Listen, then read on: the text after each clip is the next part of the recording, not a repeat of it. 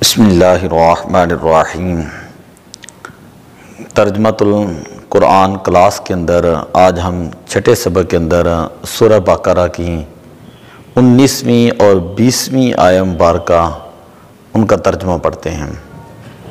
اللہ تبارک و تعالیٰ نے ارشاد فرمایا او کصیب من السماء، یا جیسے پانی اترا من السماء آسمان سے، یا جیسے پانی اترا آسمان سے، فیہ اس میں ظلمات اندھیریاں ہیں، ورعد گرج ہے، وبرق اور چمک ہے۔ یا جیسے آسمان سے پانی اترا کہ اس پانی کے اندر ظلمات بھی ہیں، گرج بھی ہے اور چمک بھی ہے۔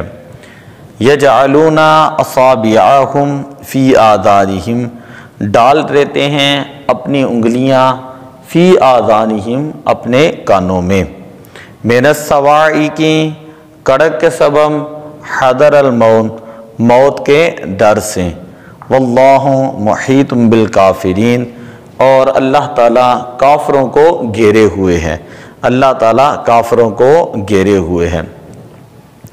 یکاد البرق، یوں بجلی معلوم ہوتی ہے، بجلی یوں معلوم ہوتی ہے، یا یکاد کا معنی یہ کر لیں قریب ہے کہ بجلی، یخطف ابصارہم اچک لے جائے گی ان کی نگاہوں کو، قریب ہے کہ بجلی ان کی قوت بصارت جو ہے ان کو اچک لے جائے گی۔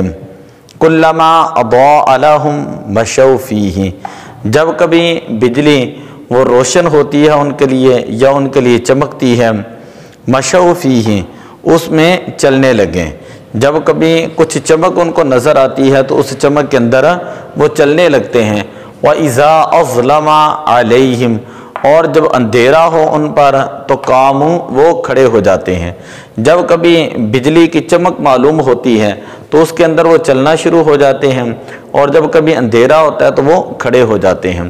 وَلَوْ شَاءَ اللَّهُ، اور اگر اللہ تعالیٰ چاہتا، لَذَهَبَ تو لے جاتا، بِسَمْعِهِمْ وَأَبْصَارِهِمْ ان کے کانوں کو اور ان کی آنکھوں کو، ان کی قوت سماعت اور ان کی قوت بصارت کو اللہ تعالیٰ ختم کر دیتا۔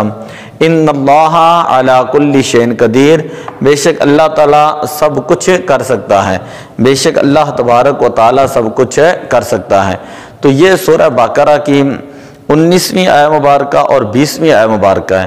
اگلے سبق کے اندر اب ہم جو ہے وہ جو صیغہ جات رہ چکے تھے ان صیغہ جات کو پڑھیں گے جن آیات کے، اور اسی طرح سورہ بقرہ کی پہلا رکوع اور سورہ بقرہ کا دوسرا رکوع اس کی جو ترکیب ہے، نحوی ترکیب، اس کو بھی پڑھنے کی کوشش کریں گے۔ دعا ہے اللہ تبارک و تعالی عمل کرنے کی توفیق عطا فرمائے۔ الصلاۃ والسلام علیک یا رسول اللہ وعلی آلک واصحابک یا حبیب اللہ۔